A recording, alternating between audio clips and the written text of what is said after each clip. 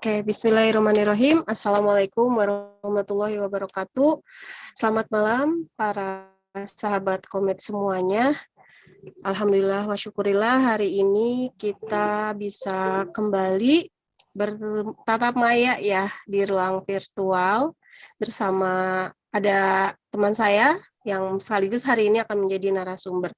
Pertama-tama mari kita panjatkan puji dan syukur kehadirat Allah Subhanahu wa taala yang mana sudah memberikan kenikmatan yang luar biasa, nikmat sehat, nikmat iman, juga nikmat silaturahmi, sehingga kita hari ini bisa berkumpul ya dalam majelis ilmu. Insya Allah hari ini saya bersama narasumber akan menemani sahabat Komet semua untuk mengupas sebuah tema yang menarik tentunya ya dalam dunia pendidikan, dan ini sangat-sangat sangat apa ya lagi tren sekali nih temanya gitu ya, dan pasti teman-teman semua para sahabat Komet penasaran dengan apa yang akan dipaparkan nanti. Tak lupa sholawat serta salam kita limpah curahkan kepada Nabi junjungan kita, guru kita semua, teladan kita semua, Nabi Muhammad SAW. Oke, rekan-rekan semua, mungkin kita akan perkenalan terlebih dahulu ya. Nah, di sini saya sudah ada narasumber yang cantik, ibu yang luar biasa, seorang pendidik, seorang motivator juga, trainer juga, Masya Allah. Ibu Anita Royani. Selamat malam, Ibu. Selamat malam, Bu Mirna. Sehat, Bu? Alhamdulillah. Ibu gimana, sehat? Alhamdulillah. Lagi padat-padatnya ya. Terima kasih loh Bu, di sela-sela kesibukannya Bu Anita ya, menjadi luar biasa sekali teman-teman semua. Para sahabat Komet, Bu Anita ini adalah salah satu pembina dari komunitas media pembelajaran. Sekarang ini membina Komet Bogor ya Bu, sama Komet mana di Bu? Oh, Komet Jawa Tengah aja. Ya. Komet Jawa Tengah. Selain itu juga aktivitas beliau adalah Kepala Sekolah PAUD Ar-Rayan. Ar-Rayan. Oh ya, Ar-Rayan, maaf. Kemudian selain itu juga beliau mungkin saat ini menjadi trainer untuk kurikulum Merdeka ya Bu ya? Alhamdulillah. Nah, kesempatan lebih awal belajar ya, jadi bisa itu betul, Masya Allah. Makanya ini saya minta beliau untuk berbagi karena saya yakin rekan-rekan semuanya, para sahabat Komet ini masih ada yang mungkin apa ya istilahnya butuh pencerahan gitu ya terkait beberapa program atau beberapa isi dari kurikulum Merdeka. Nah, salah satunya mungkin yang saat ini sedang sedang digali itu adalah terkait implementasi kurikulum Merdeka dalam unsur P5. Nah, mungkin ada yang masih bingung ya, P5 itu apa sih gitu kan ya. Nah, nanti kita akan kupas tuntas hari ini, malam ini, mudah-mudahan teman-teman semua sudah ada yang hadir. Saya coba cek dulu ya Bu ya. Mudah-mudahan di ruang YouTube-nya sudah ada yang hadir gitu. Oh, Masya Allah, udah ada Miss Wafa nih yang selalu setia menemani Komet Talk malam ini ya. Yes, beliau itu selalu hadir setiap ada Komet Talk, Masya Allah. Terima kasih loh Bunda Wafa. Dan yang lainnya juga saya yakin mungkin masih bersiap-siap ya Bun ya. Mudah-mudahan semua bisa bergabung dari seluruh wilayah Komet di Indonesia sehingga bisa meramaikan malam ini. Tidak perlu lama-lama ya, untuk selanjutnya saya akan serahkan waktu dan juga ruang Zoom-nya kepada narasumber cantik kita malam ini, Ibu Anita Royani. Dipersilakan Ibu. Ya, terima kasih Bu Mirna. Ya, Assalamualaikum warahmatullahi wabarakatuh. Selamat malam semuanya. Puji syukur pada Allah Subhanahu wa taala atas nikmat iman serta sehat walafiat. Salawat dan salam kita limpahkan pada junjungan kita ini Habibana wa Nabiyana Muhammad sallallahu alaihi wasallam. Alhamdulillah pada malam hari ini diberikan kesempatan oleh Komet Pusat untuk dalam kegiatan Komet Talk ya untuk berbagi. Puji syukur Allah memberikan amanah dan kesempatan untuk lebih awal mempelajari tentang kurikulum merdeka melalui sekolah penggerak gitu. Pada malam hari ini kita hanya berbagi praktik baik, sedikit menginspirasi buat teman-teman yang memang masih bingung nih gitu, penguatan profil pelajar Pancasilanya seperti apa untuk dalam bentuk proyeknya seperti itu. Izin share ya.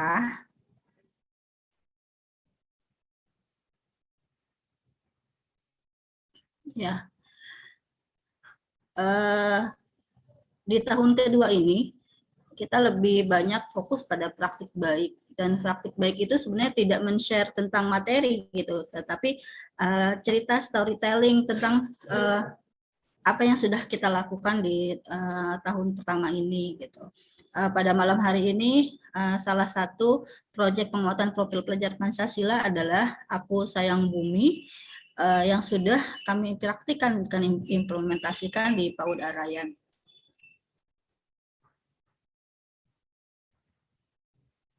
Ya, perkenalkan, saya Haja Anita.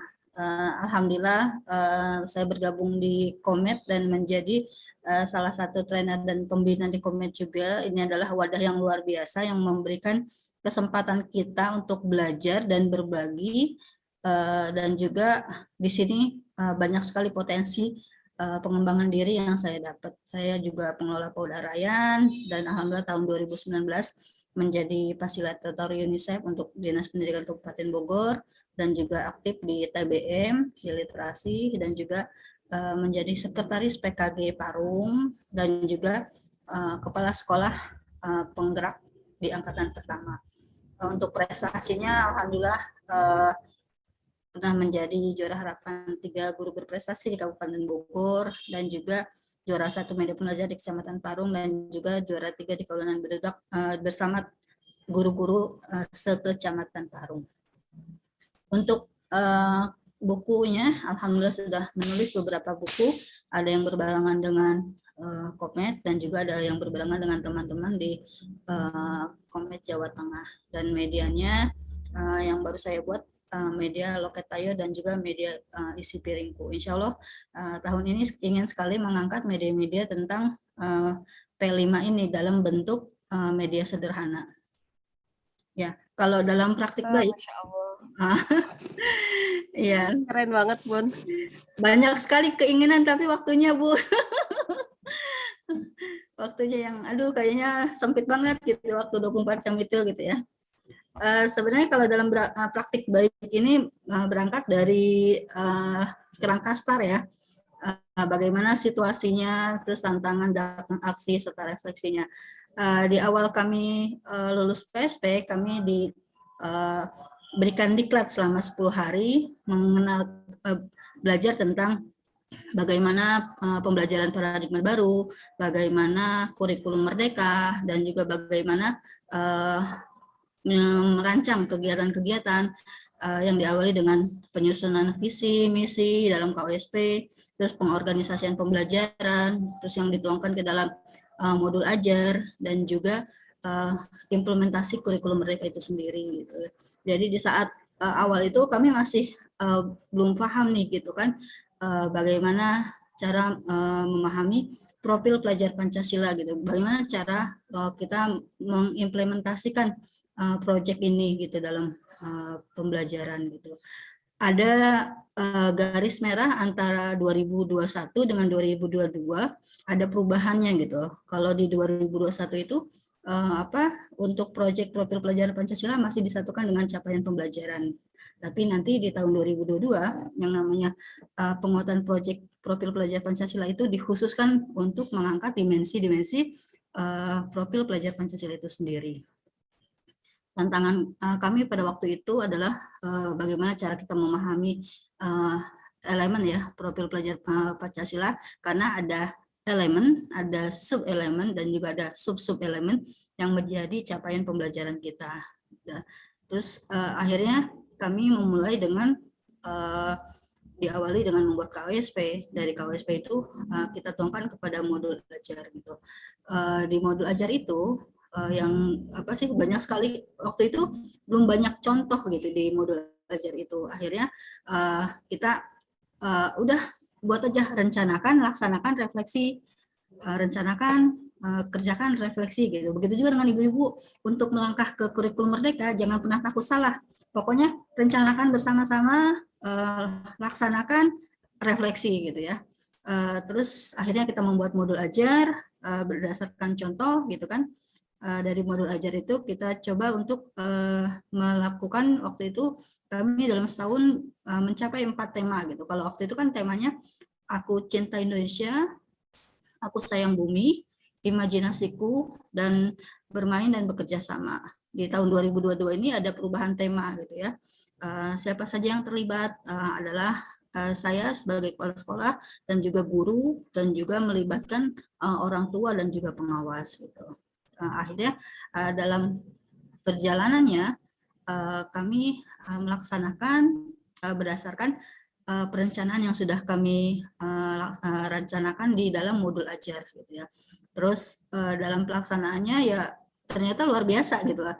Ada sesuatu yang berubah gitu. Kalau dulu kan tema kita itu aja gitu kan. Setelah kita mempelajari kurikulum merdeka ini gitu, banyak sekali khususnya di tema Aku Sayang Bumi ini, banyak kegiatan memang yang bisa kita angkat dari lingkungan sekitar. Jadi lingkungan itu menjadi sumber belajar kita yang bisa kita angkat jadi proyek penguatan profil pelajar Pancasila yang khususnya untuk tema Aku Sayang Bumi. Sumber daya dan materi yang diperlukan itu kami susun dalam modul ajar. Kemudian dampak yang terjadi setelah pembelajaran tersebut gitu ya, itu orang tuanya sangat antusias sekali gitu, sangat senang gitu. Terus juga anak-anak juga sangat senang, dan orang tua, lingkungan merespon sangat baik gitu. Faktor keberhasilannya adalah adanya perencanaan dan juga pelaksanaan sesuai perencanaan. Kalau misalnya yang belum berhasilnya tahun kemarin itu adalah salah satunya ini ya, pembuatan kompos, karena komposnya itu medianya dimakanin tikus gitu. Jadi mungkin insya Allah tahun besok pembuatan kompos lebih dikuatkan lagi gitu. Terus pembelajaran dari seluruh proses ini adalah mengawali semua kegiatan proyek P5 ini dengan perencanaan, pelaksanaan, dan refleksi. Dan jangan lupa juga mendokumentasikan semua kegiatan anak-anak yang menjadi sumber asesmen kegiatan. Ini sedikit itu ya, memberikan inspirasi buat teman-teman yang saya yakin teman-teman semua sudah mempelajari tentang profil pelajar Pancasila ini gitu ya. Jadi sebenarnya apa sih profil karakteristik pelajar Pancasila ini adalah pelajar sepanjang hayat yang memiliki kompetensi global, yang memiliki perilaku sesuai norma-norma Pancasila gitu. Dan ada 6 dimensi, setiap dimensi ini punya elemen, sub-elemen, dan sub-sub-elemen. Jadi capaian itu akan kita capai di akhir fase.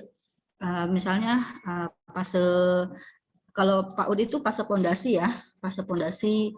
Terus juga untuk fase A itu di kelas 1 sampai 2, 6 sampai 8 tahun. Terus di fase B itu usia 8 sampai 10 tahun, atau kelas 3 sampai kelas 6 ya. Terus juga ada fase C, kelas 5 sampai kelas 6 itu. 10 sampai 11 tahun, yang tadi kelas 3 sampai kelas 4. Kalau fase C itu 5 sampai 6 tahun. Dan fase D itu kelas 7 sampai 9. Sedangkan fase E itu 10 sampai 12. Jadi capaian ada alur yang harus kita capai di akhir fase gitu. Di 6 elemen ini, beriman, bertakwa kepada Tuhan Yang Maha Esa, dan berakhlak mulia, mandiri, gotong royong, berkebinekaan global, kreatif, bernalar kritis, ini mempunyai capaian akhir di setiap fasenya itu. Dan itu bisa di-download sama teman-teman di undang-undang yang terbaru, yaitu di Undang-Undang Nomor pos yang terbaru itu. Jadi ini dalam tahun ini ada beberapa kali berganti ya. undang-undang Jadi ada capaian undang-undang capaian terbaru ya Bu yang revisi ya? Iya, yang revisi. Nomor 009 garing H garing H KR garing 2022 itu. Waktu di awal itu belum, hanya secara garis besarnya aja gitu. Terus sekarang sudah ada, jadi lebih jelas, lebih mudah untuk teman-teman itu untuk melihat capaian di akhir fase.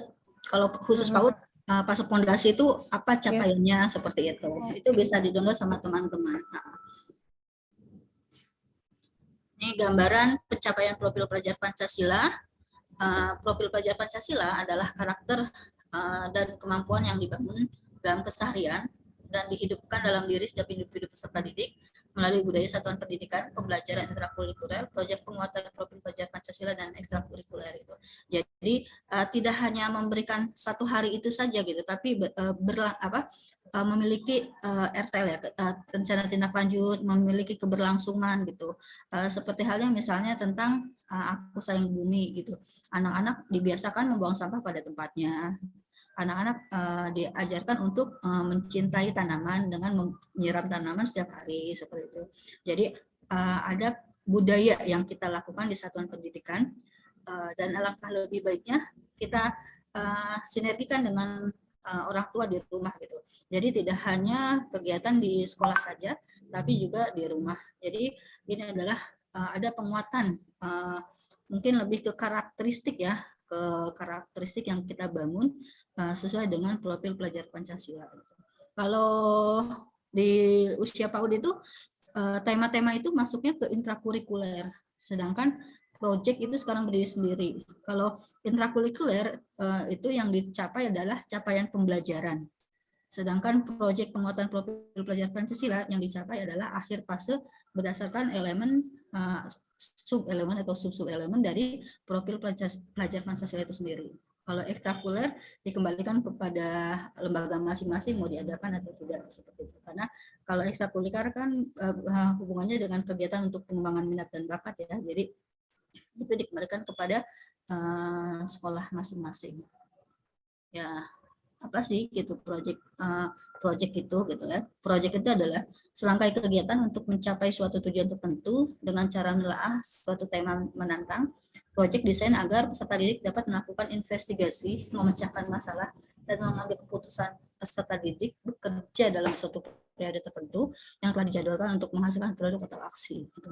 Jadi dalam satu project itu sesuai rencana di modul ajar itu bisa dilaksanakan apakah mau seminggu atau 2 minggu atau 3 minggu, itu dikembalikan kepada lembaga masing-masing. Tidak ada ketentuan harus segini tidak, gitu ya.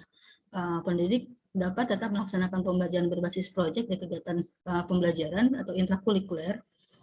Pembelajaran berbasis proyek itu ya tadi yang saya sebutkan ya. Jadi capaiannya itu adalah CP, capaian pembelajaran. Sementara kalau proyek P5 ini adalah mencapai kompetensi profil pelajar Pancasila itu sendiri. Jadi teman-teman bisa membedakan antara CP dengan profil pelajar Pancasila gitu. Jadi kalau dulu kan di 2021 itu ada CP di saat kita melaksanakan proyek gitu ya, ada CP dan juga ada profil pelajar Pancasilanya. Tetapi di 2022 ini kalau CP masuknya ke intrakurikuler, tapi kalau ke proyek masuknya kepada profil pelajar Pancasila itu, dimensi-dimensinya itu yang harus kita kuatkan.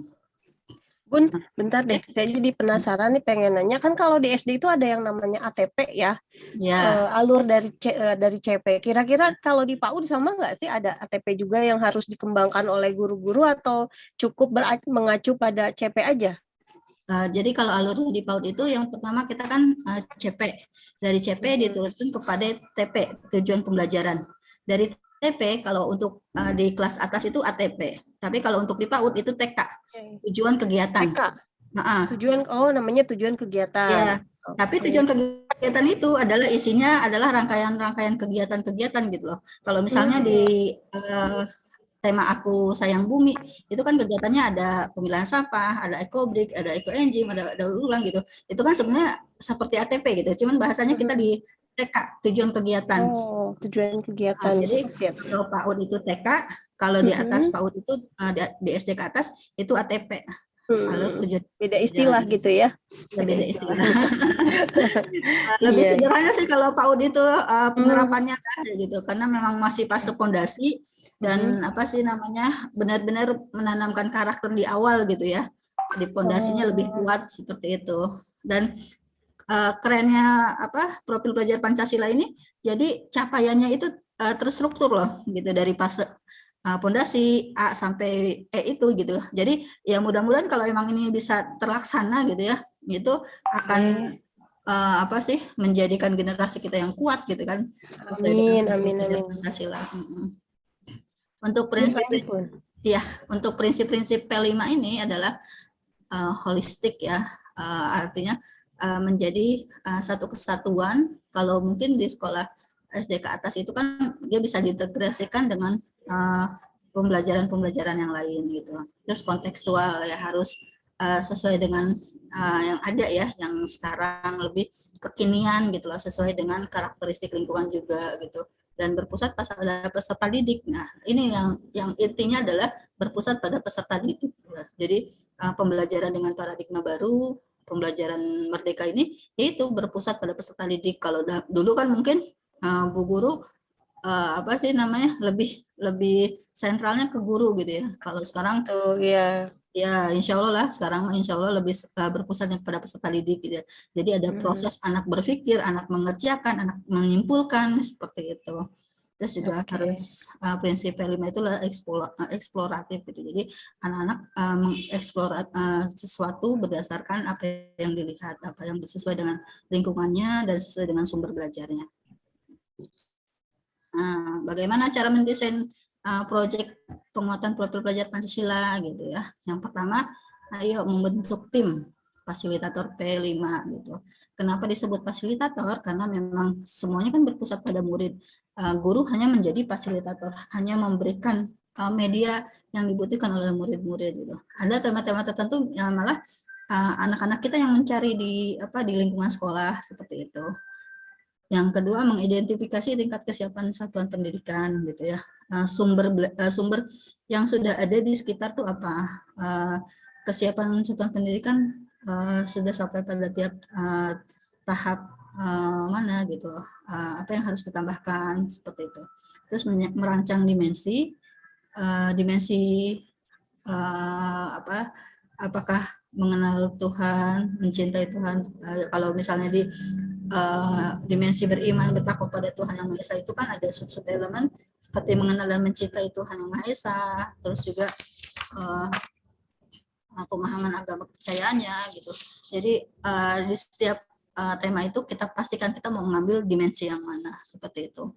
Dan juga alokasi waktu, tema alokasi waktu ini semuanya diserahkan kepada lembaga. Jadi tidak ada aturan harus berapa lama. Yang penting dalam 1 tahun itu minimal mengangkat 2 tema. Kalau PAUD hanya 4 tema ya. Kalau SD, SMP itu banyak temanya. Jadi PAUD lebih Betul. Kemudian menyusun modul proyek dan kemudian modul proyek. Proyeknya juga ada modulnya ya, Bun ya? Ya, kita menyusun modul proyek, terus merancang strategi pelaporan hasil proyek seperti itu. Nanti kalau itu kita share buku pedoman yang terbaru ya, karena ini combine praktek yang tahun 2021 dan juga kalau yang ini di tahun 2022. Kalau di 2021 itu tahapannya hanya tahapan perencanaan, pelaksanaan dan tahapan laporan saja, hanya tiga tahapan gitu. Tapi ini yang baru ini seperti ini tahapannya. Oh, Bun, bentar sebelum dilanjut nih ada pertanyaan, takutnya lupa ya.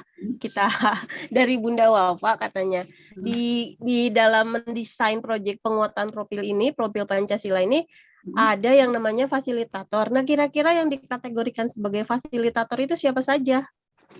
Sudah pasti tim guru dan juga kepala sekolah. Jadi dalam kurikulum Merdeka itu kan ada namanya disebut pemangku kepentingan ya. Bisa jadi orang tua, terus tokoh masyarakat, guru, kepala sekolah, yayasan gitu. Jadi dalam membuat proyek ini kalau memang membutuhkan orang-orang di lingkungan sekitar gitu. Misalnya seperti proyek kita tentang pemilahan sampah nih, atau kita mau datang ke bank sampah. Berarti kan salah satu fasilitatornya adalah orang-orang yang memang bekerja di bank sampah itu sendiri gitu loh. Jadi kayak misalnya sumber belajarnya adalah pasar. Bisa jadi kita juga memasukkan pengelola pasar atau kalau di sini PD Tohaga ya, kalau di Bogor itu kita jadikan juga tim fasilitator gitu. Jadi memang orang-orang yang masuk ke dalam pemangku kepentingan yang berhubungan dengan proyek yang akan kita angkat gitu. Kalau tim inti tetap mungkin kepala sekolah dan guru gitu. Tapi kalau pemangku kepentingan itu udah termasuk orang tua, terus tokoh-tokoh masyarakat atau lembaga-lembaga yang berhubungan, misalnya Puskesmas sebagai salah satu tempat proyek kita gitu kan, bisa kita memasukkan misalnya dokter yang dari Puskesmas seperti itu. Jadi ada tim pemangku yang memang kita bisa masukkan ke dalam tim fasilitator gitu. Oh gitu. Jadi nanti ada interaksi anak langsung dengan bank sampah, dengan pihak puskesmas gitu ya. Iya. Jadi nanti mungkin kita ada semacam kerjasama MOU gitu ya Bun ya. Iya. Sebelum kita membuat sebelum kita masuk ke merancang strategi dan lain-lain, kita harus kerjasama dulu mungkin ya. Ada semacam komunikasi dulu dengan pemangku yang disebutnya apa Bun? Nah, itu pemangku kepentingan itu ya? Iya. Kayak gitu. Oke. Jadi di kurikulum Merdeka ini Trisentra itu ya, 3 masyarakat, anak dan guru gitu ya, lembaga gitu ya, itu benar-benar dihidupkan gitu. Adanya SDM, sumber daya manusia, sumber daya sekolah, sumber daya lingkungan itu kita aktifkan semuanya sebagai pemangku kepentingan, satu kesatuan untuk merancang strategi penguatan profil pelajar Pancasila. Jadi untuk kegiatan yang lain pun pembelajaran dengan paradigma baru, memang kalau memang lingkungan menjadi sumber belajar kita, pemangku-pemangku kepentingan itu bisa kita ajak sebagai fasilitator, sebagai mitra seperti itu. Kalau di PO mungkin holistik integratifnya mungkin di situ gitu kan, lebih diaktifkan lagi seperti itu. Nah, tadi mungkin sedikit kita interaktif aja ya Bun ya, supaya lebih hidup karena kita hanya berdua nih di ruang Zoom-nya. Tadi saya sempat mendengar kalau misalkan nanti kan anak-anak ya yang menentukan masalah yang terjadi itu apa dan mau dijadikan proyek itu, idenya tuh dari anak-anak seperti itu ya? Iya, jadi nih taruh. Jadi gini, diawali ini ya, kalau tema Aku Sayang Bumi ini gitu, tujuan tema ini adalah mengenalkan peserta didik pada isu lingkungan, eksplorasi dan mencari solusi yang kreatif dan dapat dilakukan oleh peserta didik serta membuka kepedulian pada alam sebagai perwujudan sayang pada Tuhan Maha Esa. Dan berkenaan dengan pertanyaan Bu Mira tadi, jadinya gini, diawali anak-anak kita ajak keliling gitu kan, melihat sampah sekitar gitu. Di saat seperti itu anak-anak tuh kan banyak ide, banyak hal yang dia pelajari, dan juga anak-anak kita ajak juga untuk nonton YouTube Aku Sayang Bumi gitu kan. Kenapa kita harus peduli dengan bumi gitu.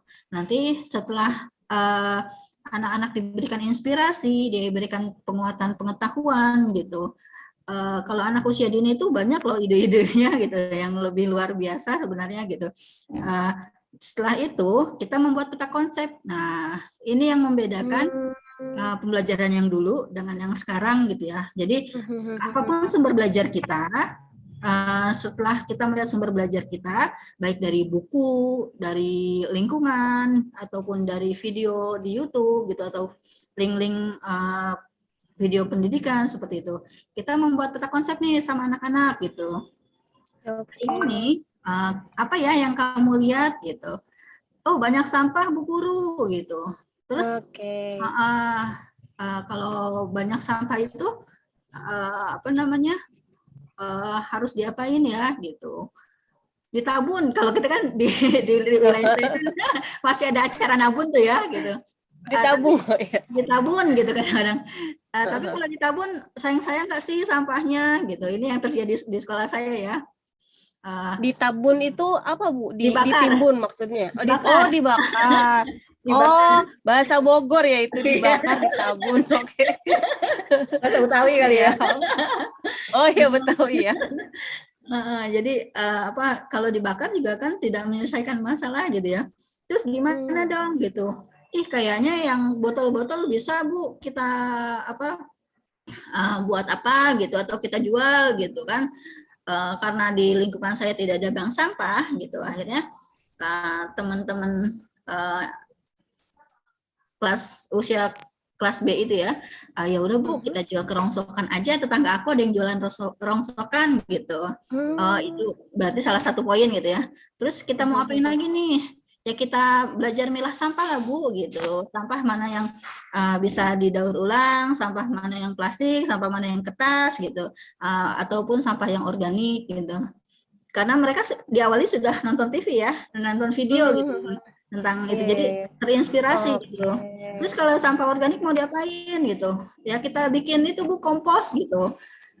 Atau kita bikin ekoenzim, kan mama di rumah tuh suka beli buah gitu kan atau sayur-sayur gitu, nanti kita coba bikin ekoenzim gitu dari buah-buahan atau sayur-sayuran yang kulitnya sudah dibuang sama mama gitu, atau nanti mama suruh kumpulin kita bikin ekoenzim seperti itu.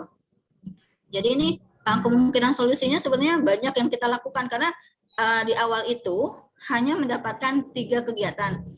Tetapi pada akhirnya banyak timbul kegiatan-kegiatan lain yang diusulkan sama anak-anak kita gitu loh. Jadi apa sih, di saat kita mengangkat satu tema, tiba-tiba satu kegiatan, tiba-tiba anak kita, Bu, kayaknya kalau bikin ini seru deh Bu gitu. Akhirnya kita tambah lagi kegiatannya. Itu yang disebut dengan merdeka belajar ya. Gitu. Belajar, iya betul. Gitu. Di saat ada tema yang memang sudah kegiatan yang sudah kita rancang, tiba-tiba anak kita mau mengajukan sesuatu hal yang baru gitu, itu boleh kita angkat juga gitu loh. Di awal itu kita di saat ngobrol-ngobrol di awal itu adalah pengelolaan sampah, yaitu pemilahan sampah, terus juga penghijauan, terus juga kreasi daur ulang gitu. Tapi pada akhirnya kenyataannya ada beberapa kegiatan gitu, seperti ini membuat ekoenzim kan, ini kan hasil dari pengolahan sampah organik ya gitu. Iya. Anak-anak yang apa sih motong-motong kecil-kecil gitu. Terus juga yang nakar ukuran airnya. Terus ya anak-anak pada senang sih Bu, karena itu sesuatu hal yang baru ya, sesuatu hal yang baru. Jadi antusias sekali gitu mereka tuh. Ini dilakukannya di sekolah aja Bu, atau mereka juga melakukan proyek ini di rumah? Karena ini di tahapan awal ya, jadi masih baru melakukan di sekolah. Gitu. Sekolah ya. Nanti di tahun ini kita bisa harusnya sih mungkin untuk lebih penguatannya bisa dilakukan juga di rumah gitu. Tapi kalau yang ekobrik gitu kan, terus pemilahan sampah itu bisa itu dilakukan sama orang tua di rumah. Untuk ekoenzim ini tidak. Terus di hari kedua, ketiga nih balon-balonnya ini menggelembung gitu kan. Sangat antusias sekali. Ibu itu kenapa balonnya kok ada yang menggelembung, ada yang enggak gitu. Karena memang ada tugasnya ya gitu kan. Kok balon aku kan menggelembung ya gitu. Ternyata ada yang bocor juga gitu. Jadi memang apa sih proses belajar proyek ini, literasinya juga dapat, anak mengungkapkan, anak bertanya gitu ya.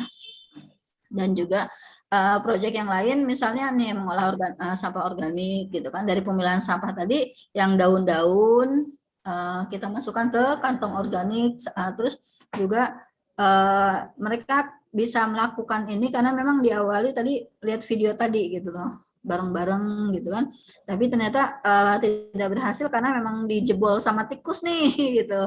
Jadi ini jadi bahan evaluasi kita gitu kan. tahun besok gimana nih caranya supaya mengolah sampah organik ini berhasil gitu. Terus juga detektif sampah ini bagian dari kegiatan selingan ya. Jadi anak-anak mencari sampah gitu. Terus apa sih menebak-nebak ini termasuk sampah apa nih, organik atau anorganik seperti itu. Dan anak sih karena sesuatu hal yang baru sangat senang sekali gitu. Kalau kerja bakti mungkin sudah biasa, tapi kita bahasanya ayo kita jadi detektif sampah seperti itu. Dan Iya. sangat Jadi antusias. lebih ini ya, lebih misterius. Jadi anak tuh lebih tertantang gitu Iya. ya. Betul, betul. Oke. Dan ini Wah, ini kita loncat nggak sih, Wun? ya Materinya loncat nggak kita? lancar. Loncat nggak materinya? Maksudnya loncat nggak? Loncat. Enggak. Nggak ya? Uh, Oke, sip. uh, uh, Terus apa lagi nih? Memilah sampah. Memilah sampah. Ananda memilah sampah organik, plastik, kertas, B3 dan residu ya dikenalkan gitu. Tapi kalau pada kenyataan sehari-harinya anak-anak paling menempatkan sampah plastik, sampah kertas sama organik seperti itu. Terus juga ya ini nih yang usulan sama salah satu murid kita namanya Putri dan Sahla ya, tetangganya itu ada tukang rongsokan gitu. Aduh gimana ya kita nggak punya bank sampah terdekat gitu kan. Mereka yang mengusulkan ya udah kita jual ke rongsokan aja Bu, karena memang sumber belajarnya dia dekat dengan rumah dia, jadi dia sering lihat nih kalau sampah yang nggak terpakai itu dijual ke tukang rongsokan gitu loh. Terus mendapatkan uangnya kita beli apa ya gitu, akhirnya kita beli untuk sikat gigi seperti itu, kita kembalikan lagi ke anak-anak. Karena memang seneng ya anak-anak ya Bun. Iya. Apa sih namanya, selain belajar juga menghasilkan gitu ternyata dari barang-barang bekas itu gitu.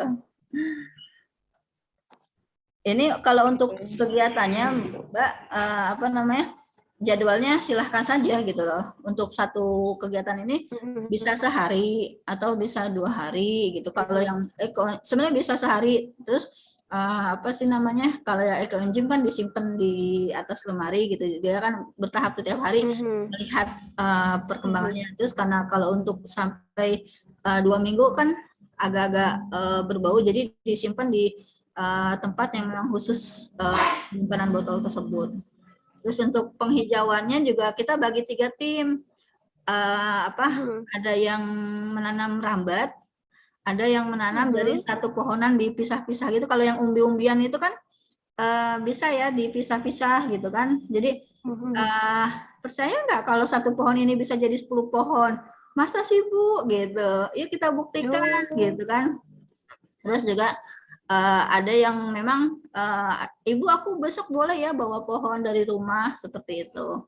Jadi ada 3 versi dalam penghijauannya. Ada pohon dari rumah, ada yang menanam di sekolah dengan tanaman umbian-umbian itu. Terus juga ada yang kalau yang ini tanaman rambat nih.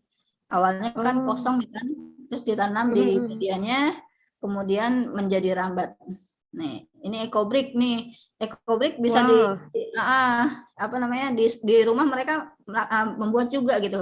Oh ternyata dari botol bekas bisa bikin bangku ya gitu, seperti itu. Keren. Jadi, anak usia dini juga bisa loh melakukan hal-hal yang seperti ini gitu, dan mereka seneng banget gitu duduk bareng-bareng berebut gitu kan. Ya udah nanti aku di rumah bikin aja biar nggak berebut kayak gitu kan, seperti gitu. Dan kemarin pun di saat expo bersama Kepala Dinas Kabupaten Bogor gitu kan, pelatih ahli, kita langsung mempraktekkan ekobrik nih gitu, anak-anak senang. Dan jangankan anak-anak, yang dewasa juga senang. Wah iya ternyata bisa buat bangku ya gitu. Mantap sekali ya. Saya sebenarnya memang nggak kepikir gitu ya. Saya tuh masih membayangkan kok bisa ya anak-anak TK gitu ya bisa membuat hal proyek yang luar biasa ini gitu. Tapi saya yakin mungkin ini memang karena guru-gurunya juga yang luar biasa sehingga menghasilkan anak-anak yang luar biasa, bisa menstimulus mereka dengan kegiatan-kegiatan mungkin ya, dengan bimbingannya, jadi anak-anaknya luar biasa seperti ini. Mantap, Masya Allah. Hebat sekali Bu Anita. Ini di sini juga di chat saya mungkin bacakan ya beberapa pendapat dari teman-teman nih, Bu. Bu Nur Aini mantul Bu Anita katanya, Miss Wapa juga tadi keren sekali. Ada Bu Tarmina nih yang hadir, alhamdulillah. Oh, Terus iya. kata Pak Purwanto ini tadi katanya, jadi fasilitator ini semua yang terlibat dalam kegiatan proyek gitu ya katanya. Iya Iya, betul ya Bun ya, jadi iya, semua yang terlibat gitu. Tadi ada pemangku kepentingan. kepentingan sama fasilitator, iya. Lanjut Bun, silahkan. Iya. Dan jangan lupa ya didokumentasikan semua kegiatan anak-anak itu sebagai bahan asesmen gitu. Jadi kalau dulu kan di K13 itu namanya penilaian ya, sama aja sih penilaian juga gitu. Cuman sekarang bentuk apa namanya istilahnya dengan asesmen. Dan bahan asesmen itu adalah pengamatan. Kalau di anak usia dini itu bisa dalam bentuk checklist, anekdot, celoteh anak, terus juga hasil karya. Dan yang berbeda dengan sekarang adalah adanya foto berseri. Jadi salah satu penilaian adalah foto berseri. Foto yang merupakan rangkaian foto ya dari awal kegiatan, di saat kegiatan dan sesudah kegiatan seperti itu. Itu yang menambah dokumentasi bahan asesmen kita adalah foto berseri. Nah, ini apa namanya proyek-proyek yang sudah kita angkat nih tahun kemarin gitu. Yang pertama adalah Aku Sayang Bumi. Jadi yang sudah kita jelaskan ya, yang sudah saya jelaskan ya. Anak pertama mengamati sampah atau menonton video, terus adanya pemilahan sampah, ada daur ulang, menjual barang yang tidak terpakai, penghijauan, eco-engine, eco-brick, pembuatan kompos, dan juga ayo kita angkat hari pohon gitu loh. Jadi kita boleh mengangkat tema-tema sesuai dengan hari nasional yang ada di Indonesia gitu. Misalnya seperti Hari Batik, kita bisa ngangkat tentang Aku Cinta Indonesia kan gitu. Terus tentang Hari Pahlawan, terus tentang Hari Ayahku, Hari Ayah, Hari Ibu, itu bisa dijadikan tema gitu loh. Jadi ayolah kita angkat tema-tema yang kontekstual gitu ya, yang dan juga yang sesuai dengan zamannya, sesuai dengan karakteristik lingkungannya, seperti itu. Jangan tema yang itu aja gitu, harus move on dengan tema yang itu aja, kita lebih luaskan tema itu, seperti itu. Terus untuk yang Aku Cinta Indonesia, tahun ini kita membuat ondel-ondel. Terus kalau makanannya itu membuat getuk singkong gitu ya. Kalau yang terus tarian daerah, mengenakan alat musik tradisional, peringatan Hari Kartini, mengunjungi masjid, pembuatan rumah Sunda, dan juga membuat kuda lumping. Tapi di tahun 2022 ini, Aku Cinta Indonesia-nya itu lebih kepada kearifan lokal yang diangkat gitu loh. Kalau kemarin kan tentang kebinekaan, tapi sekarang itu Aku Cinta Indonesia-nya lebih pada kearifan lokal. Jadi kita mengangkat kearifan lokal, dari kearifan lokal itulah kita menghargai budaya kita sendiri dan juga menghargai budaya-budaya orang lain seperti itu. Terus juga ini proyek bermain dan bekerja sama. Kita semua saudara. Ini tema yang terbaru ya. Kalau tahun kemarin itu temanya hanya bermain dan bekerja sama. Ini anak-anak diawali dengan nonton nih permainan Ganepo. Apa kalau di Bandung teh? Ganepo apa tuh ya Ganepo? Itu yang genteng disusun-susun terus dilemparin genteng-gentengan gitu. Boy-boyan kalau di Bandung kalau nggak salah. Boy-boyan ya, iya. Jadi apa kan ininya medianya banyak ya, apa bisa pakai kaleng atau pakai sendal atau pakai genteng atau pakai batu seperti itu. Itu adalah proses proyek anak bermain dan bekerja sama gitu kan. Terus juga ada proyek benda menggelinding. Jadi anak-anak menyusun beberapa paralon gitu kan, terus menggelindingkan benda gitu. Itu tuh anak senang banget gitu. Oh ternyata ini yang bisa menggelinding, ini nggak bisa menggelinding gitu. Kenapa bisa menggelinding ya gitu. Terus juga kerja bakti dan juga ini kerja bakti juga kita rapi-rapi meja sama rapi-rapi buku seperti itu. Oke. Kalau untuk proyek imajinasikunya, kalau sekarang diganti dengan imajinasi dan kreativitasku. Kita membuat buku pop-up. Jadi anak-anak diajak nonton tentang bagaimana ya cara membuat buku pop-up gitu. Kemudian Bu Guru sama anak-anak membuat peta konsep nih. Apa aja bahan yang dibutuhkan gitu kan, terus bagaimana langkah-langkahnya, terus kira-kira mau bikin tema apa ya di buku pop-up ini gitu. Jadi ada yang mau tema buah, ada yang mau tema binatang, ada yang mau tema tentang warna gitu. Jadi diserahkan kepada kelas masing-masing.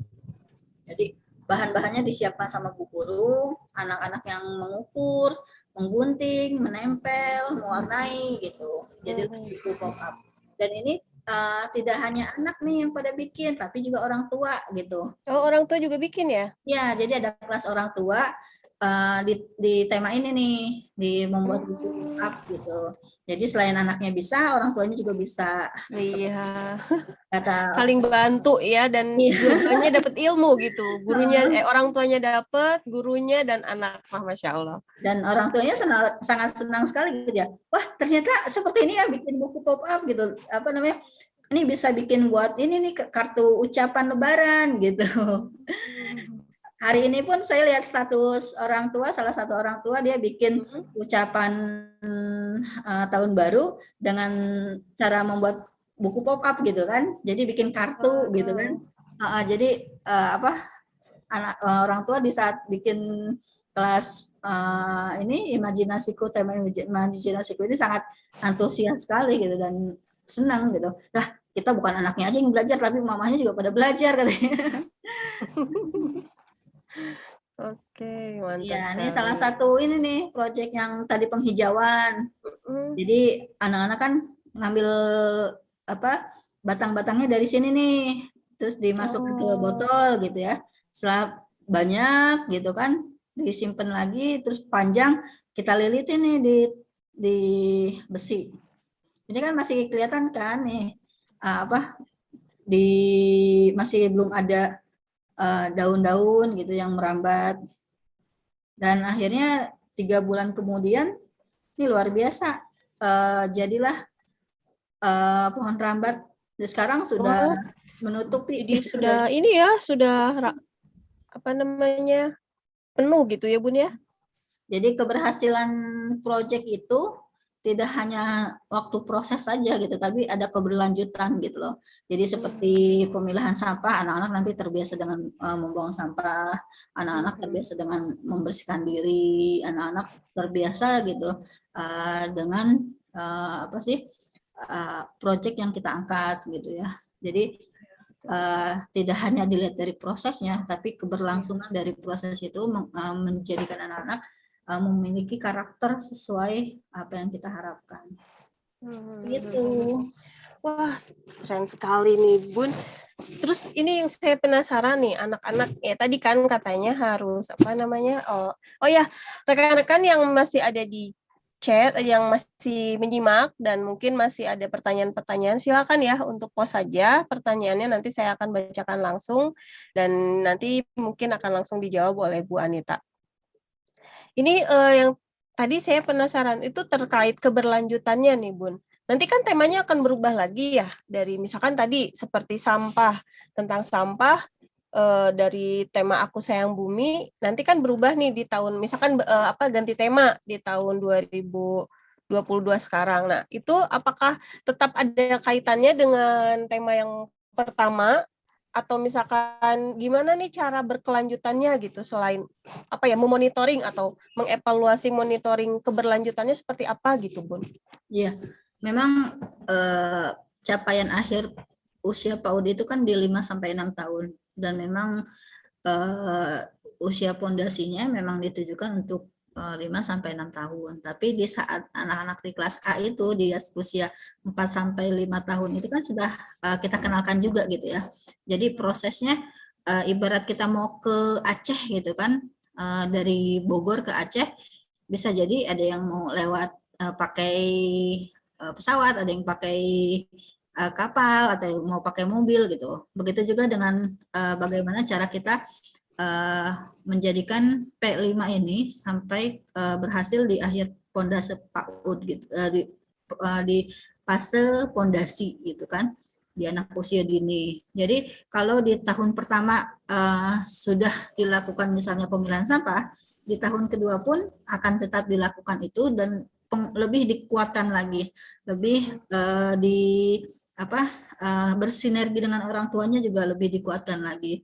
Mungkin di tahun pertama itu masih di usia 4 sampai 5 tahun itu hanya pengenalan dan memang proses ya. Jadi di tahun kedua ini di usia tahun 5 sampai 6 tahun itu lebih dikuatkan lagi dan lebih dipantau nih capaian dimensi profil pelajar Pancasilanya gitu. Karena memang dimensinya kan banyak. Bisa jadi betul. di tahun pertama itu bukan dimensinya hanya 6. Bisa jadi di tahun pertama itu sub-elemennya yang tercapainya hanya 1 atau 2 gitu. Bisa jadi di tahun kedua di sana sudah mencapai 5 sampai 6 tahun gitu. Itu capaian elemen dan sub-elemennya bertambah dan lebih kuat lagi. Oh gitu, oke. Sebenarnya masih banyak nih ya pertanyaan dari saya, tapi saya coba cek dulu di chat, belum ada pertanyaan dari teman-teman yang lain. Nah Bun, untuk proyek P5 ini kira-kira berapa lama waktunya gitu sehingga bisa sampai berhasil seperti ini untuk yang tema Aku Sayang Bumi ya, itu berapa lama targetnya, atau misalkan dalam aturannya itu harus berapa lama waktu yang dibutuhkan, terus durasi untuk per minggunya gimana gitu, pengalokasian waktunya gitu. Kalau untuk waktu dikembalikan ke lembaga ya, silahkan saja mau berapa gitu. Hitungannya misalnya kan kalau di struktur yang terbaru ini 1050 menit minimal ya. Minimal Maksimal untuk? gitu. Untuk anak usia dini. Jadi bisa jadi 3,5 jam per hari yang memang sekolahnya Senin sampai Jumat seperti itu. Untuk mengangkat tema ini gitu, dialokasikannya nanti berdasarkan rancangan di KOSP, pengorganisasian pembelajarannya maunya 2 JP kah atau mau 2 kali 5 hari atau mau 2 kali 10 hari seperti itu. Jadi semuanya dikembalikan ke lembaga. Kalau saya ini yang tema Aku Sayang Bumi kan direncanakannya hanya 2 minggu. Tapi tiba-tiba ada tambahan tema kan gitu. Jadi ada pengembangan akhirnya menjadi 3 minggu seperti itu. Jadi semuanya tergantung diserahkan lagi kepada lembaga. 3 minggu itu berarti rutin setiap hari ya Bun ya? Iya. Di minggu pertama, di hari pertama penguatan, pemberian inspirasi gitu loh. Iya. Pengetahuan awal. Oke. Jadi memang harus tetap ada ya penggiringan opini anak gitu ya. Tidak tiba-tiba kita diskusi anak-anak kira-kira apa sih ya. Saya tuh kepikirannya gimana ya cara anak-anak SD gitu bisa anak-anak PAUD bisa memberikan ide gitu. Ternyata memang ada stimulasi di awal dulu ya tadi ya dengan mengenali lingkungan atau mungkin dengan melihat video seperti itu ya. Kalau nggak ada sumber belajarnya bingung juga ntar. Iya kan. Ngapain ini Bu Guru? Pasti kan kalau kita belum paham terkait langkah-langkahnya tentu kebingungan gimana ya kok bisa ya anak-anak SD, anak-anak PAUD bisa menghasilkan karya yang seperti ini gitu. Ternyata memang langkahnya seperti itu di awal. Nah Bun, selama melaksanakan proyek ini apa sih kendala yang dihadapi gitu? Baik itu kesulitan ataupun tantangan gitu, gimana? Kalau kendala itu pasti ada ya, tidak semua anak mau mengikuti kegiatan itu walaupun 90% antusias gitu kan. Terus juga keberhasilannya kalau pembiasaannya itu kalau buang sampah dari awal tahun saya buka sekolah itu alhamdulillah ya anak terbiasa dengan buang sampah gitu kan. Hanya saja yaitu yang tidak berhasilnya itu di kompos. Kalau yang lain-lain alhamdulillah berhasil semuanya. EcoBrick, EcoEngine, terus juga pemilahan sampah gitu. Hanya saja untuk pembiasaan anak pemilihan sampahnya itu kadang-kadang masih sudah ditulisin padahal ini untuk botol, untuk kertas, untuk daun gitu. Tapi kadang-kadang kembali lagi ke tempat sampah yang besar yang memang itu dikhususkan untuk campur-campur ya gitu. Jadi masuk lagi ke tempat sampah yang besar, tempat sampah yang umum gitu. Tapi insya Allah sih pembiasaan itu akan terbiasa kalau lebih dikuatkan gitu. Ibaratnya kudu cerewet. Nah itu nggak Hanya dalam untuk waktu 2 minggu. gitu. Iya. Iya, 2 minggu itu kan waktu yang sangat singkat dan ini luar biasa gitu ya, anak-anak bisa membuat EcoBrick hanya dalam 2-3 minggu gitu. Adapun untuk pembiasaan tentu prosesnya akan panjang ya Bun. Iya, karena ya memang ini diharapkannya memang keberlanjutannya itu ya. Jadi di saat mengerjakan proyek itu kan hanya pengenalan, hanya proyek yang kita laksanakan gitu. Jadi hanya proses gitu. Tapi setelah proses itu kita laksanakan itu kan jadi refleksi kita bersama. Kemudian keberlanjutannya dengan penanaman karakter sesuai dengan dimensi-dimensi profil pelajar Pancasila. Oke, ini ada pertanyaan dari Pak Pur nih Bu. Apakah dalam membuat proyek ada juknis seperti proposal kegiatan gitu atau gimana Bu? Sebagai acuannya katanya. Kalau saya coba share yang pedoman yang terbaru ya, lebih ini ya, taruh.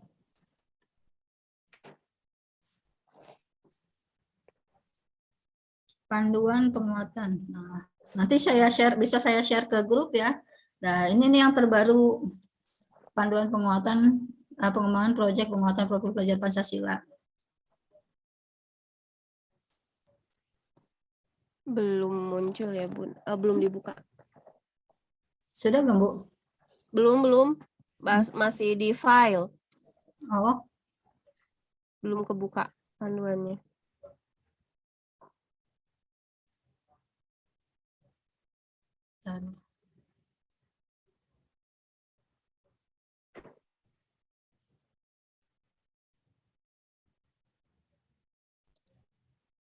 Dicoba share screen lagi Bun. Nah ini udah ya.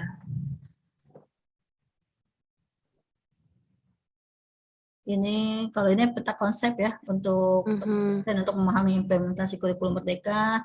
Yang pertama memahami kurikulum Merdeka, memahami asesmen, memahami pengembangan profil Pancasila gitu ya. Untuk proyeknya sendiri, nih memulai proyek. Bagaimana langkah-langkah memulai proyek gitu?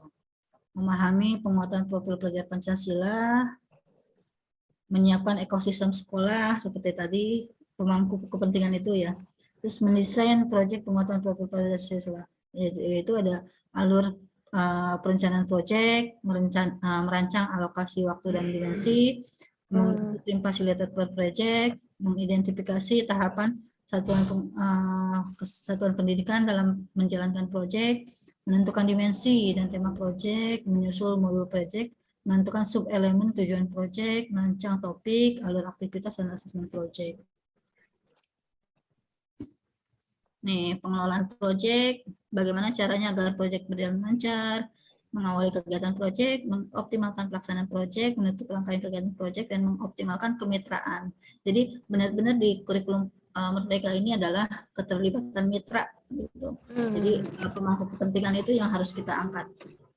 Terus pendokumentasian, melaporkan hasil proyek, mengoleksi dan mengolah hasil asesmen, menyusun raport proyek penguatan proses belajar Pancasila. Yang keenam adalah evaluasi dan tindak lanjut. Nah, jadi harus ditindaklanjuti itu yang untuk sebagai keberlangsungannya. Itu prinsip evaluasi, implementasi proyek, contoh alat dan evaluasi. Di buku panduan ini udah lengkap semuanya. Nanti kita share di grup ya. Siap. Wah, makasih nih Bun. Oke Pak Pur, nanti ditunggu ya. Akan di-share bukunya di grup. Iya, jadi kalau tahun pertama itu kita contohnya sangat sederhana sekali, tapi setelah kita mengimplementasikannya selama 1 tahun ini, ya alhamdulillah sih sangat jadi paham gitu loh. Jadi buat teman-teman yang mau merubah kurikulumnya, karena di 2024 itu wajib ya kita melakukan ini. Betul, wajib. Jadi udah nggak apa-apa, kerjakan saja, jangan takut salah gitu. Nggak ada yang salah dengan mencoba. Seperti itu. Karena kita masih belajar ya Bun ya. Insya Allah dengan bimbingan para ahli juga, mungkin nanti kan ada para pengawas yang bisa membantu kesulitan-kesulitan yang dihadapi ya. Jadi partner untuk sharing, insya Allah ya bisa dilaksanakan dengan baik. Oh ini kalau buku ini khusus untuk PAUD atau memang ada untuk SD juga, SMP juga, SMA juga gitu? Iya, mulai dari PAUD sampai jenjang atas. Oh, komplit ya, ada di sini informasinya. Ya, dan di undang-undang yang terbaru pun ini sangat lengkap sekali, itu dari misalnya di fase akhir PAUD seperti apa, di fase A, B, C, D. Jadi memang satu rangkaian ya gitu. Jadi nggak terpisah-pisah. Oh iya. Ini sangat lengkap sekali nih. Mendesain proyek penguatan profil pelajar Pancasila. Jadi lebih ke, sebetulnya bukan proposal ya, mungkin lebih ke modul ya Bun ya. Jadi modul Juknis Juknis ada ya, Juknis. Jadi memang guru-guru itu membuat Juknis dulu, kemudian nanti ada modulnya kan, tadi Bunda bilang ada modul proyek P5-nya gitu. Ada nggak sih Bun? Ada. Kalau modul itu kan kalau kita dulu bikinnya RPP ya. Kalau sekarang bikinnya kita modul gitu. Jadi modul itu di atas RPP.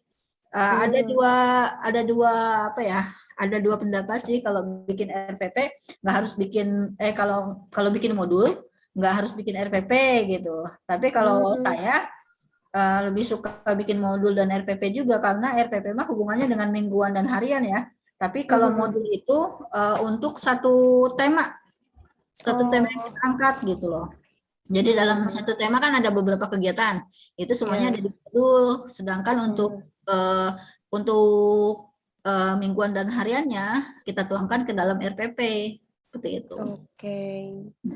Ya sih, kalau di SD juga sebetulnya ada dua modul ya. Yang satu modul untuk modul ajar yang memang RPP, tapi satu lagi modul untuk penguatan profil Pancasilanya gitu. Oke, gitu ya Pak Pur. Mungkin masih ada pertanyaan, silakan.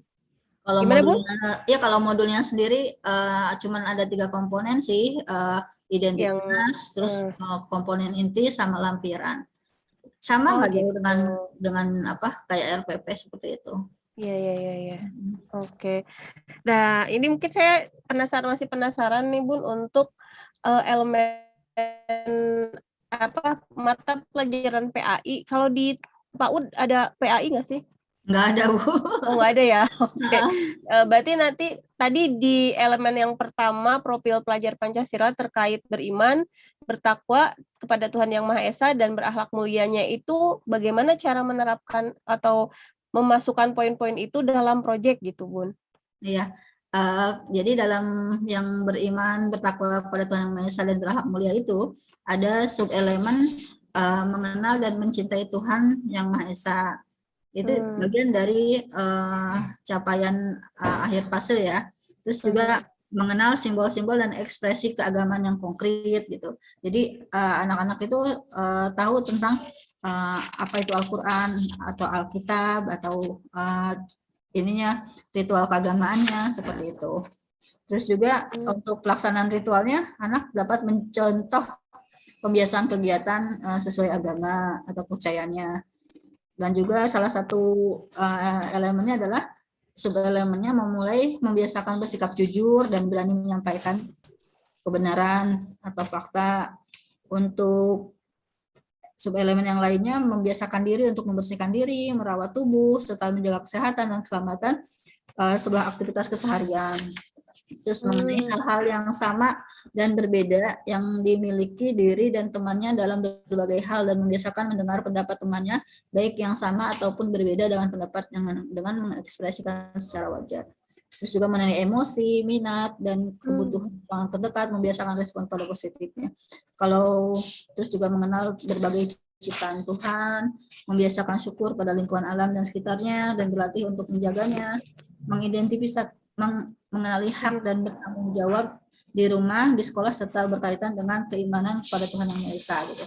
Kemarin kan saya mereview buku pedoman kurikulum merdeka ya Bu, dan gitu tuh ada yang khusus PAI gitu. Jadi ada buku-buku yang memang khusus untuk fisika, untuk biologi seperti itu. Kayaknya sih nanti kedepannya mah ada. Yang selama ini udah diterima belum Bu untuk yang khusus PAI-nya? Ada sih, untuk di SD ada, udah ada.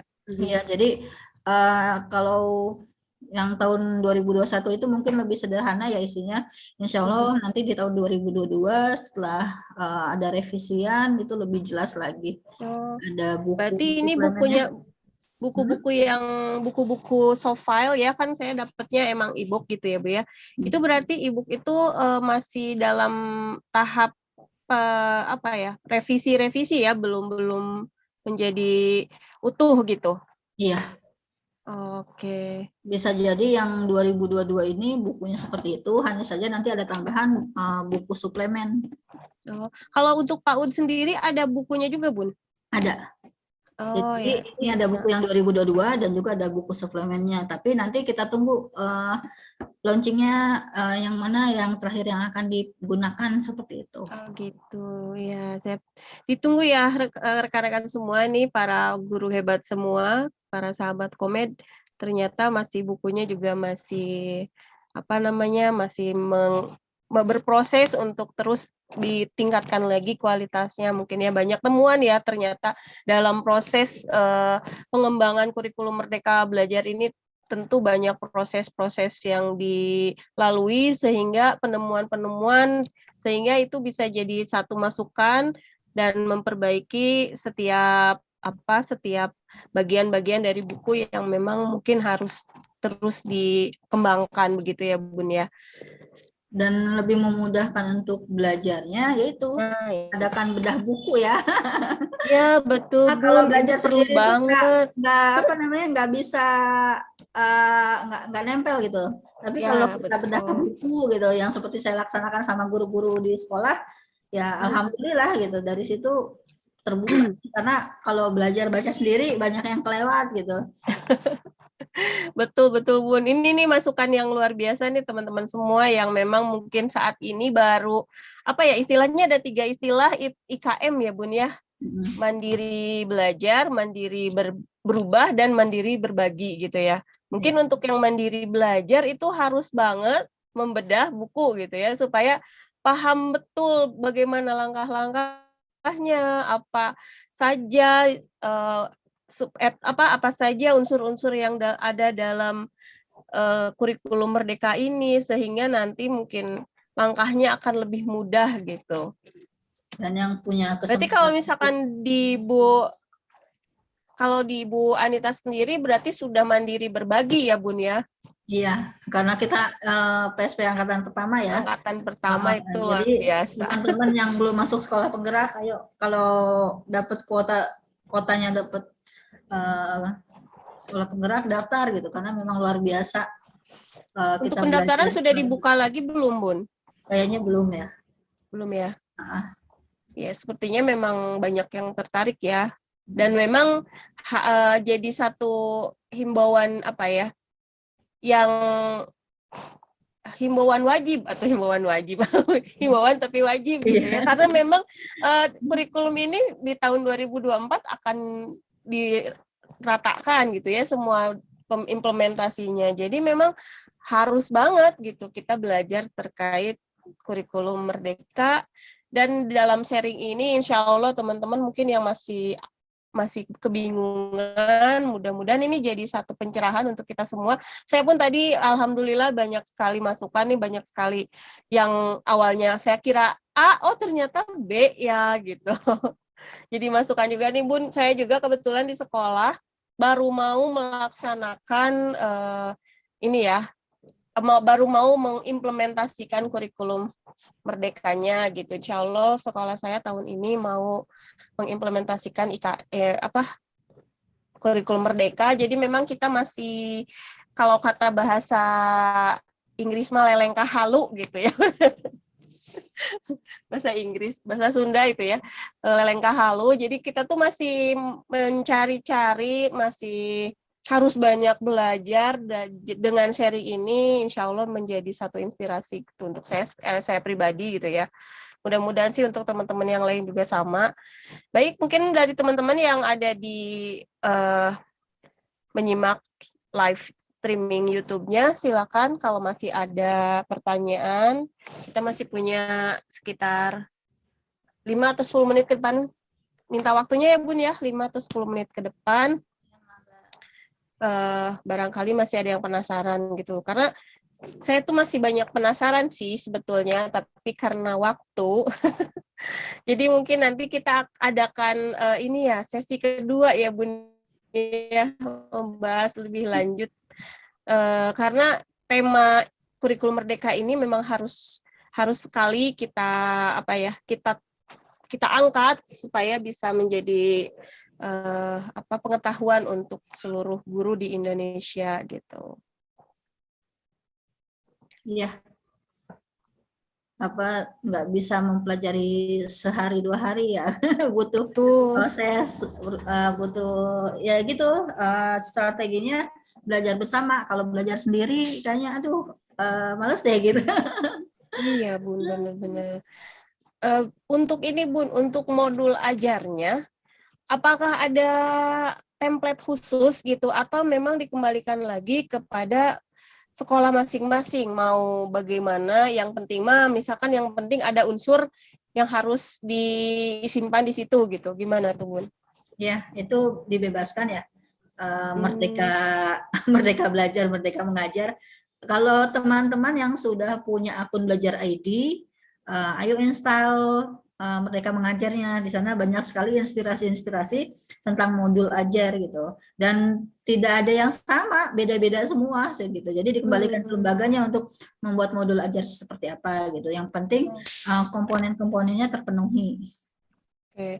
Nah ini nih yang kadang pertama saya tuh bingung ya, waktu awal-awal ada dikenalkan dengan yang namanya kurikulum, dulu itu kurikulum prototipe ya sebelum masuk ke kurikulum Merdeka Bun, itu kan banyak sekali gitu. Contoh-contohnya itu misalkan dari saya dapat linknya nih dari teman seperti ini gitu ya, contohnya, tapi tiba-tiba dapat lagi dari teman itu berbeda lagi. Saya bingung loh, kok beda-beda sih? Oh, ternyata memang konsepnya merdeka ya, kemerdekaan untuk guru menentukan silahkan mau seperti apa, sekreatif apa gitu ya.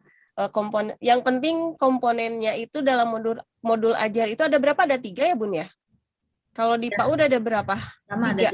Ya, sama ya.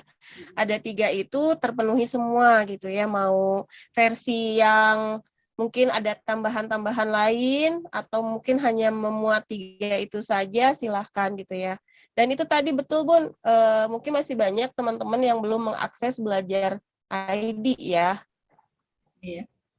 Di sana tuh komplit banget ilmu tentang Merdeka itu, IKMP itu. Jadi tentang ada inspirasi, terus video tentang materi-materi, dan juga kita bisa mengupload praktik baik kita di sana. Oh, kita bisa share juga ya? Iya.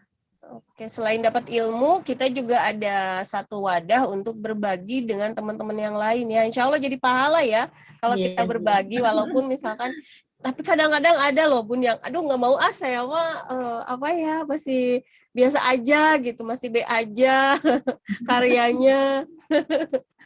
Kalau kita tidak pernah mencoba untuk men-share, kita nggak tahu kekurangan kita ya gitu. Jadi di saat kita berbagi kan ada refleksi gitu kan, hari ini apa yang kurang dari saya gitu kan, apa yang mungkin sudah bisa saya berikan yang baik yang untuk teman-teman.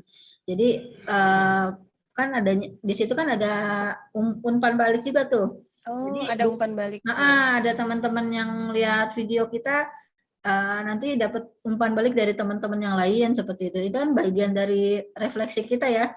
Kalau memang ada yang harus diperbaiki seperti itu. Ya nggak apa-apa, berbagi aja gitu. Nggak usah berpikir punya saya nggak bagus, nggak enak gitu. Tapi nggak apa-apa.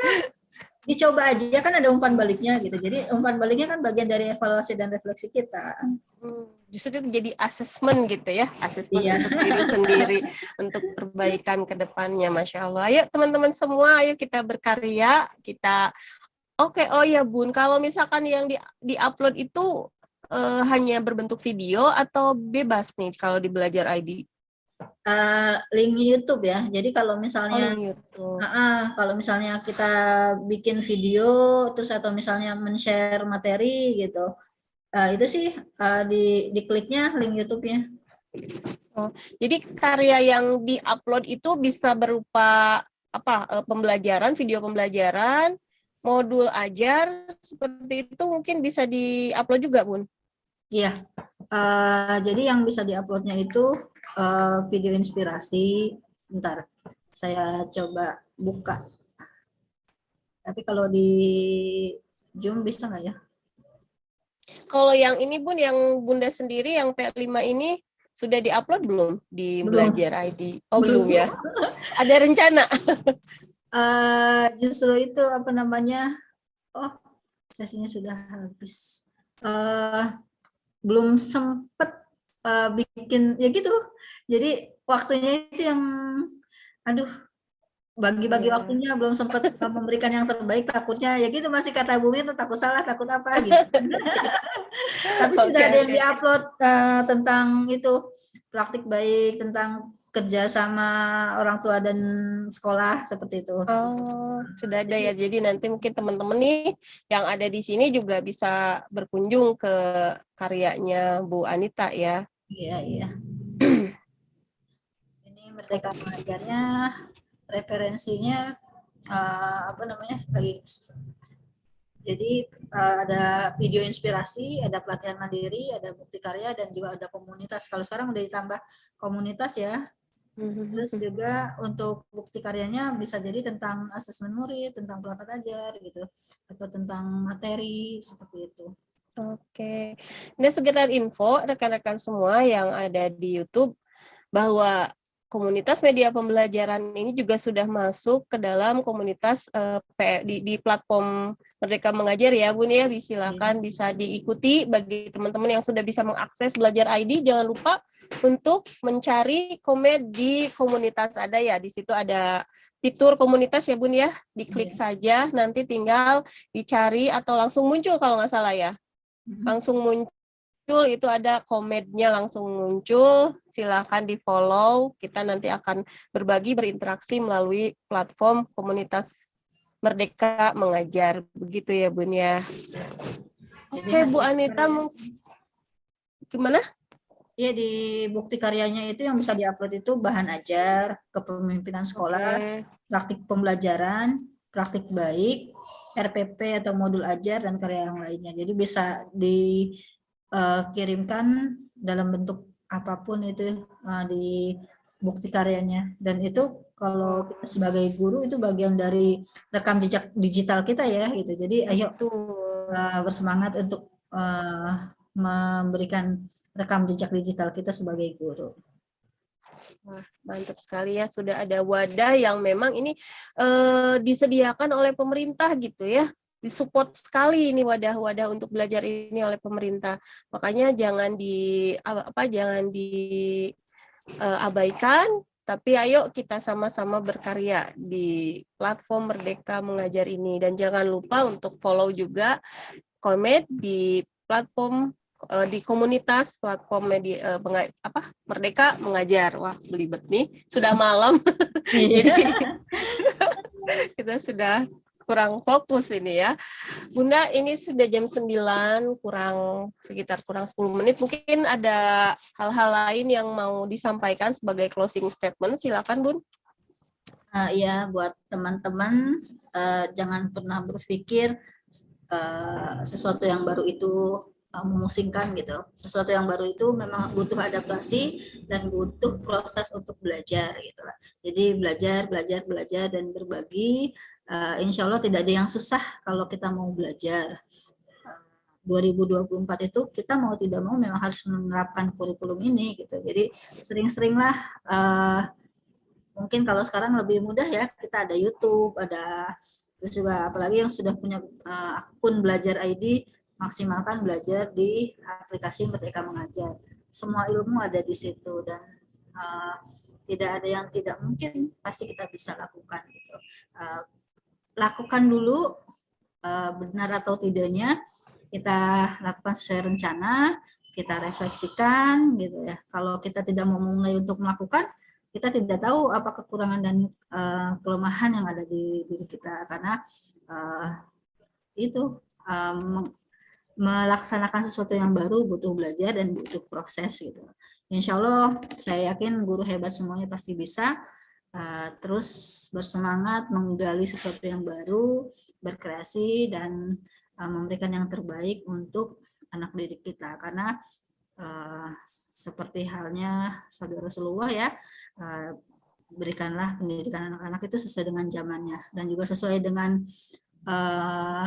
filosofi Ki Hajar Dewantara gitu kan, belajar sesuai dengan kodrat alam dan kodrat zaman. Jadi dekatkan apa yang kita ajari dengan anak itu sesuai dengan yang ada di karakteristik lingkungan kita sendiri dan juga sesuai dengan zamannya. Jadi semangat buat semuanya, tetap belajar dan berbagi.